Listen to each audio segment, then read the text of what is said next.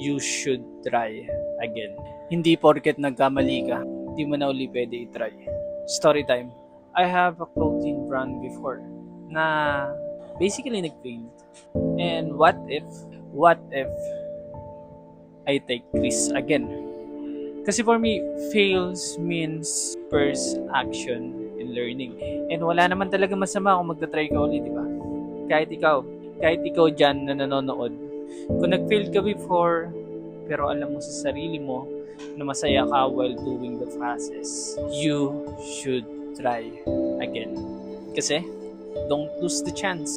Going back sa clothing brand ko before, ang name nito is Ace Superior. Basically, a brand that focus on minimalism while providing superior quality above the competition. And yes, although maganda yung movement ng brand, nag-paid pa rin to.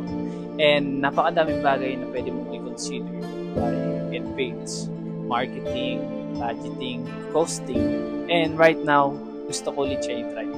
Well, sobrang simple lang kasi dito ako masaya. At gustong gusto kong ginagawa yung mga bagay na to.